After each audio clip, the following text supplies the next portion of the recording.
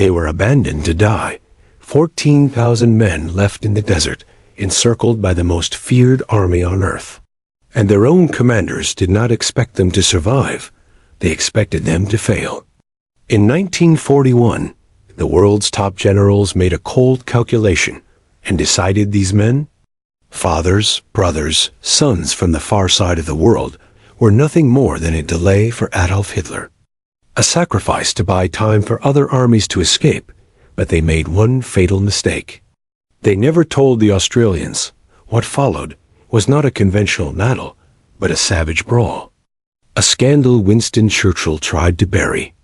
A moment when a rough group of stubborn bush soldiers took on the Nazi war machine using captured weapons, homemade explosives, and sheer defiance. Today, we open the hidden files of the siege of Tobruk, revealing secret messages London preferred to keep hidden, showing how these men transformed certain death into one of the greatest humiliations suffered by the German army. They were mocked as rats, yet by the end you will understand why that name became one of the highest honors in military history. On the 14th of April 1941, the entire North African front was collapsing like a structure caught in a violent sandstorm. German tanks surged eastward at terrifying speed, swallowing divisions whole as the famed desert commander Erwin Rommel maintained an unbroken chain of victories.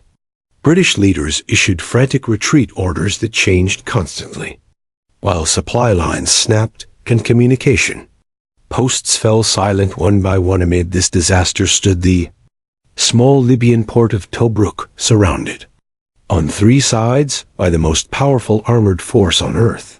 Inside its fragile defenses sat 1,400 Australian troops with barely a week of ammunition and a shocking order: do not retreat, do not withdraw. Hold this port at any cost. Regardless of what appears over the horizon. Only weeks earlier, the Allies had celebrated success. Now the horizon burned with smoke and dust from a fleeing army. Roads eastward were clogged with vehicles, wounded soldiers, and exhausted troops desperate to escape the German advance. Yet the Australians remained still, anchoring themselves in place as Allies vanished into the distance, leaving them isolated in a harsh landscape with no shelter, little water, and no mercy. The order to stand came from the highest levels of British command, delivered through General Archibald Wavell, with full backing from Churchill. Tobruk had to hold not because it could be saved, but because it blocked Rommel's path to the vital Suez Canal. If the port fell, Germany would gain a supply route enabling further advance into Egypt, and possibly collapse the Allied position across the Mediterranean strategically. Someone had to absorb the full impact of the German Africa Corps, while the rest regrouped far to the east.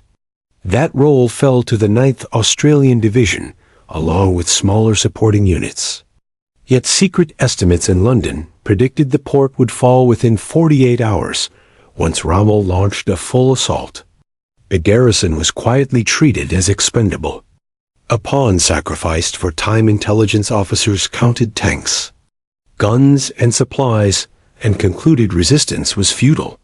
What they failed to measure was the stubborn resolve of Australian soldiers who had just been told they were expected to lose. This misjudgment would change the entire North African campaign. The ground rumors spread that they had been abandoned and that rescue would never come. The desert around them was barren rock and sand with no natural defenses. Once surrounded, there would be nowhere to retreat. They were trapped with a predator, and survival depended entirely on refusing to surrender. Churchill's broader strategy made the decision even more controversial. He had diverted strong forces to Greece, leaving North Africa weakened. Now Australians were expected to compensate for that mistake. High command gambled that their fierce reputation would buy enough time to fortify Egypt. Instead of despair, the Australians responded with anger. Many were volunteers from farms, towns, and cities who valued loyalty to one another more than obedience to distant leaders. They decided they would fight not for empire or generals, but for the men beside them. This spirit transformed broken defenses into a formidable fortress. As Rommel's forces encircled the port, the situation looked hopeless. Defenses consisted of shallow trenches and deteriorating bunkers left by Italian troops.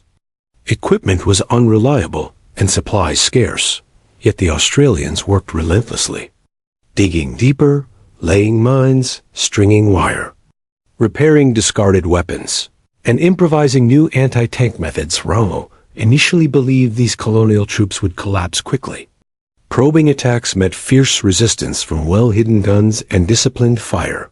He recorded surprise at their skill and determination. German propaganda soon attempted psychological warfare, led by broadcaster William Joyce, who mocked them as the rats of Tobruk. The defenders adopted the insult proudly, painting rats on equipment and even crafting unofficial medals. Night became the Australians' advantage. They launched silent patrols into enemy territory, gathering intelligence and attacking unexpectedly, creeping forward with socks over boots to muffle sound, striking with grenades and bayonets before vanishing into darkness. German troops grew fearful of nightfall and struggled with exhaustion and paranoia. Rommel responded with a massive coordinated assault, using tanks and elite infantry to smash the defenses. Australian tactics allowed enemy armor to pass into the perimeter, where anti-tank guns and artillery attacked from all directions while infantry fought brutal close combat. The result was devastating for German forces. Tanks destroyed, infantry cut down, and the myth of unstoppable blitzkrieg shaken. The victory spread hope across Allied nations, proving German forces could be stopped. Yet the siege had only begun. For 8 months defenders endured relentless bombardment. Extreme heat, swarms of flies, disease, and severe water shortages. They lived underground in tunnels, hospitals, and workshops carved beneath the surface. Resupply depended entirely on dangerous nightly naval runs through mined waters and enemy fire. Ships delivered ammunition and food and evacuated wounded at great risk. Losses were frequent, yet the missions continued, because without them, the garrison would collapse within. The perimeter, a brutal stalemate, developed especially in exposed sections, where opposing forces fought at close range amid constant shelling. Casualties mounted and conditions worsened. Diseases spread and exhaustion grew. Yet the line held back in Australia. Prime Minister John Curtin grew furious that his nation's troops were being used as expendable defenders far from home. He demanded their withdrawal, arguing they were needed for defense against Japan. After tense negotiations, Churchill eventually agreed to relieve the garrison under cover of darkness. Evacuation began in September 1941 as exhausted Australians were replaced by fresh troops. The process was dangerous, with ships attacked by aircraft and submarines. Many who survived months of siege died during the escape. By October, the Australians had held Tobruk for 242 days. Defying the German army and humiliating Rommel, they had prevented Axis forces from advancing into Egypt and demonstrated that the seemingly unstoppable war machine could be resisted. After Tobruk, the 9th Division later fought at El Alamein, helping deliver a decisive blow to the Africa Corps before returning home to fight in the jungles of New Guinea against Japan. The name Rats of Tobruk, once meant as an insult, became a symbol of courage, endurance, ingenuity, and loyalty, remembered every year and honored by memorials in Libya and Australia.